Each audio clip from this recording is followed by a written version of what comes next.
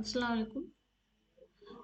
Deputy नज़ीर अहमद के novel ज़िंदगी की हकीकतों से आंख नहीं मिलाते बल्कि इस्लाह व वाज में मशगूल नज़र आते हैं। इस कौल से बहस करना या फिर डिप्टी नज़ीर अहमद की नावल निगारी से अपनी वाकफियत का इजहार करना।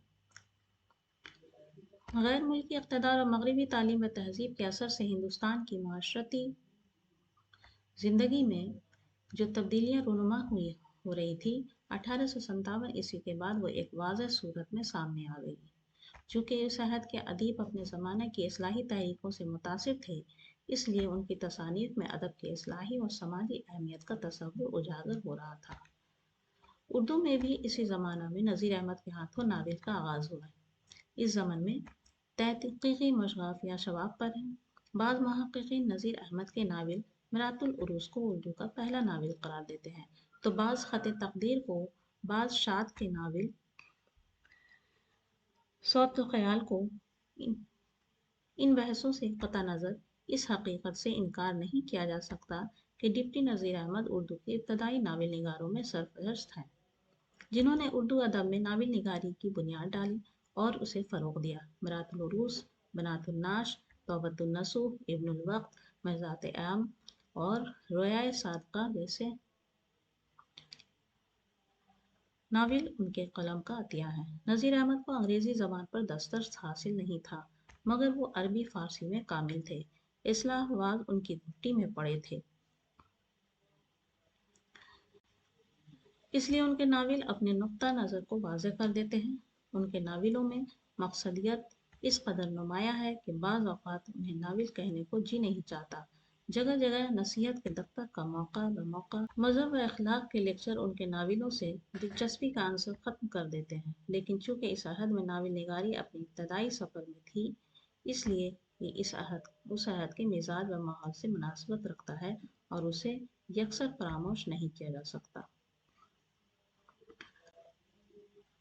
नज़ीर अहमद अपने अहद के मिजाज व माहौल और ज़माना के इस्लाही तहरीकों से मुतासिर थे, इसलिए सबसे पहले इस्लाह की ज़रूरत उन्हें अपने घर में पेश आई।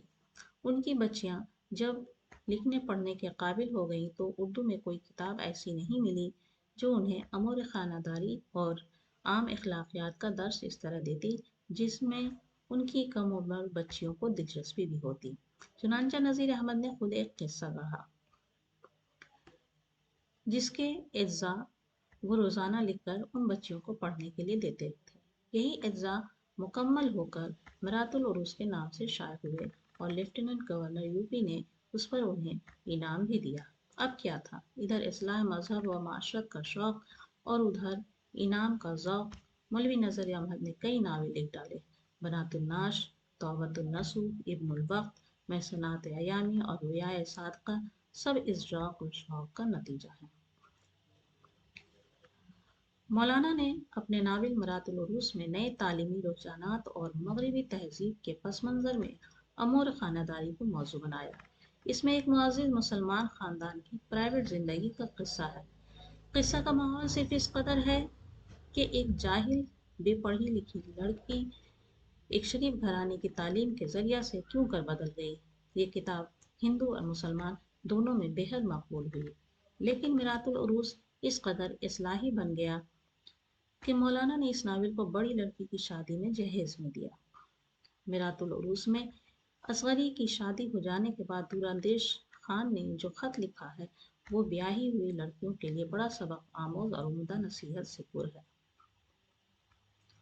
मौलाना की तमाम तसानीफ का मकसद मुसलमानों की माशरत को दुरुस्त करना और राह पर लगाना है, मगर इनमें ज़रिया दर्स व तदरीस एक ख़ास नौइयत की दिलचस्पी और अदबी लताफत लुत्फ़ रखता है। यहाँ तक कि उनमें कुछ उनके शहपारे हैं और हर घर में मकबूलियत हासिल कर चुके हैं। मौलाना के इन्हीं शहपारों में बनातुन नाश भी है। इसमें औरतों के लिए नए तालीम नगमे पस मंज़र में पेश किया गया है। बनातुल नाश को मिरातुल उरूज़ का दूसरा हिस्सा कहना बजा है, क्योंकि मिरातुल उरूज़ के शाये होने के तीसरे बरस 1872 में किताब भी गवर्नमेंट में पेश की गई और 500 रुपया इनाम भी मिला। असगरी खानम की जिस सलीका शुआरी और सुरापे का जिक्र मिरातुल उरूज़ में है, कुछ शौकिया लड़कियों को पढ़ाया करती थीं। इस मकतब में हुस्न आरा बेगम ने, जो इस नावल की हीरोइन है, तालीम हासिल की। हुस्न अदबी के मिजाज की अवतार ऐसी बुरी पड़ी थी कि अपने ही घर में सबसे बिगाड़ था। बाद में इस बदसलीका लड़की की तालीम व तरबियत जिस उम्दा तौर पर हुई है, वो काबिल दीद है। हुस्न आरा की बिगड़ी हुई आदत, अमीराना ख्यालात, लाड व प्यार की वजह से हट और जिद, दूसरी लड़कियों को हकारत से देखने और उस किस्म के सदहा मसाइब की इस्लाह निहायत खुश उसलूबी से असगरी बेगम ने की। पढ़ने लिखने का शौक उसके दिल में पैदा किया और बातों ही बातों में अखलाकी मज़ामीन और बहुत सारी काम की बातें अच्छी तरह बताईं, इसलिए इससे आम मालूमात भी होती हैं। उस ज़माना में तालीमी निस्वा और अमूर खानादारी के मसाइल की तरह तरबियत औलाद का भी एक मसला अवाम व ख़ास दोनों के लिए काफ़ी अहमियत रखता है, और इस दौर के लोग बदले हुए माहौल में अपने मजहब के लिए भी एक किस्म का ख़तरा महसूस कर रहे थे। इस खतरा को महसूस करते हुए मौलाना नज़ीर अहमद ने तौबतुन्नसूह के नाम से एक मजहबी इस्लाही नावल लिखा।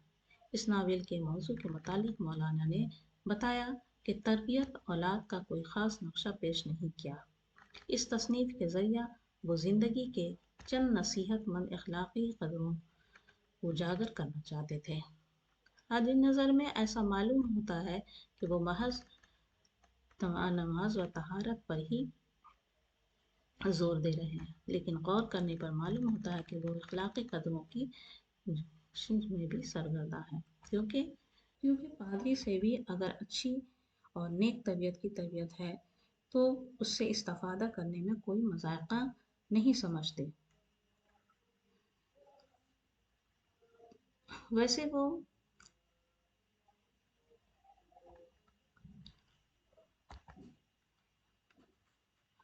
मज़हब से अलग होकर इन तमाम अमूर पर सोचने के लिए तैयार नहीं मालूम होते, इसलिए वो मज़हब की पाबंदी पर पूरा जोर सर्फ करते हैं। मज़हब से अलग वो नेकी का तसव्वुर नहीं करते। चूँकि मौलाना अरबी के अच्छे आलिम थे, कुरान शरीफ को बामानी पढ़ा था, इसलिए कुरान शरीफ का सहारा लेकर उन्होंने अपने नावलों में मुसलमानों की बिगड़ी हुई हालत की इस्लाह करने की कोशिश की है। इस तरह के कई नावल लिखने के बाद मौलाना नज़ीर अहमद ने गौर किया कि गैर मुल्की हुकूमत एक और कदर भी अपने साथ लाई थी, यानी सियासत।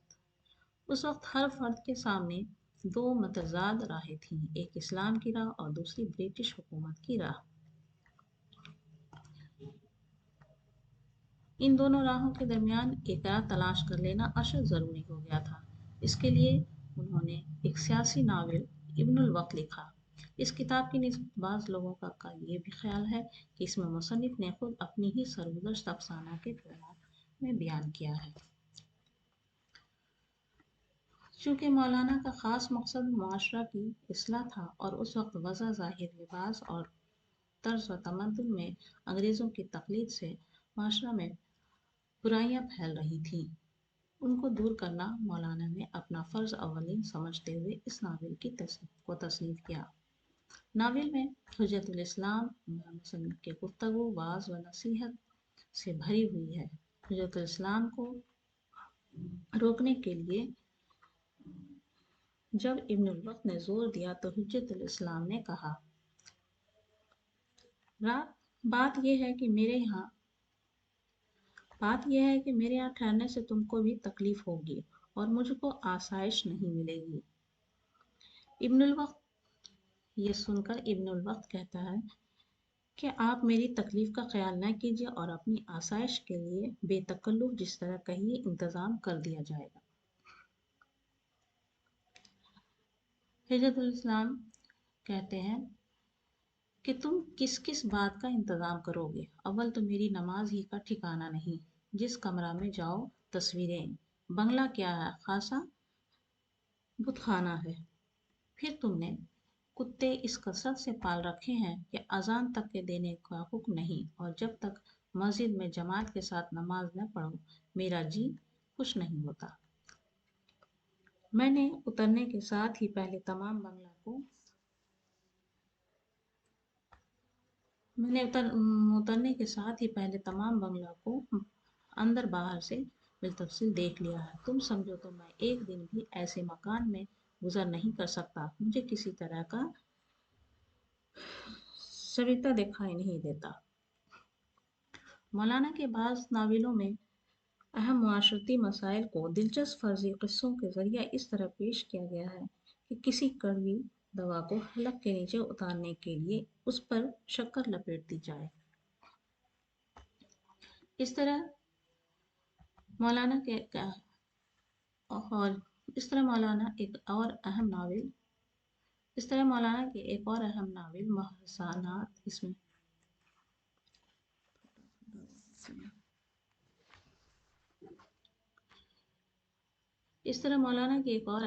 محسنات ہے. اس میں مولانا نے بگڑے ہوئے بدکردار لڑکے کے مبتلا کا قصہ ہے بڑے دلچسپ انداز میں جسے بیان کیا ہے. دوسرے ناولوں کی طرح اس ناول میں بھی مولانا نے معاشرتی اور سماجی اصلاح کو پیش نظر رکھا ہے. اس ناول کو مولانا نے تعدد نکاح کے بارے میں بحث کی ہے. مسلم سماج کی برائیوں کو ختم کرنے کی کوشش کی ہے. مولانا نے اپنے ناول یامی میں بیوہ عورتوں کے نکاح ثانی کی ضرورت کو ایک دلچسپ قصہ کے پیرایہ میں بیان کیا ہے. مذہباً مسلمانوں میں بیوہ کا نکاح کر دینے کا صاف اور صریح حکم ہے اور ملک عرب میں اب تک اس بات پر بہت آزادی سے کام لیا جاتا ہے اور ذرا بھی عیب نہیں سمجھا جاتا. لیکن ہندوستان میں مسلمانوں نے اس رات سے یہ بری رسم اختیار کر لی اور بیوہ کا نکاح کرنا اپنی ذلت اور خاندان کی بدنامی کا باعث سمجھنے لگے. ہندو تو اپنی پرانی رسموں کو چھوڑتے چلے جاتے ہیں. ان کے قومی ریفارم ازدواج بیوگان پر بڑا زور دے رہے ہیں مگر مسلمان لکیر کے فقیر بنے ایسے بیٹھے ہیں کہ ذرا نہیں بدلتے.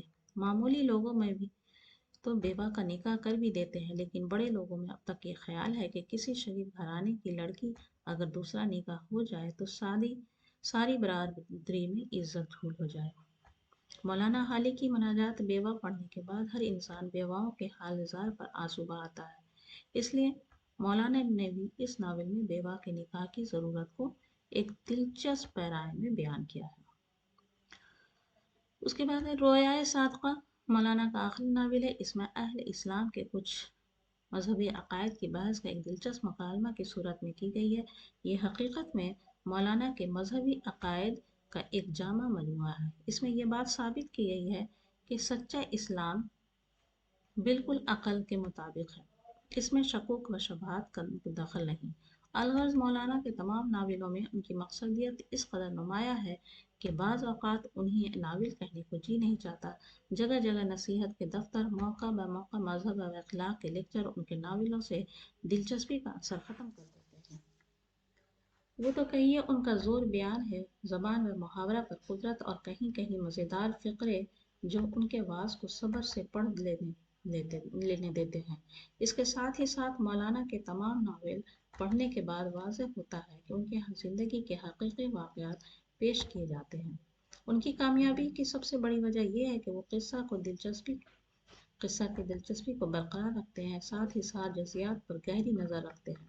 انہوں نے اپنے ناولوں کے لیے قصہ کا مواد روزمرہ کی زندگی سے حاصل کیا ہے اور متوسط طبقے کی گھریلو اور روزمرہ زندگی کی بڑی کامیاب تصویریں پیش کی ہیں. اردو ناول نگاری کی تاریخ میں نذیر احمد کی حیثیت ایک رہبر اور رہنما کی سی ہے اور انہوں نے اس باب میں ایک ایسا عکس حسین مرسوم کیا ہے جسے فراموش نہیں کیا جا سکتا.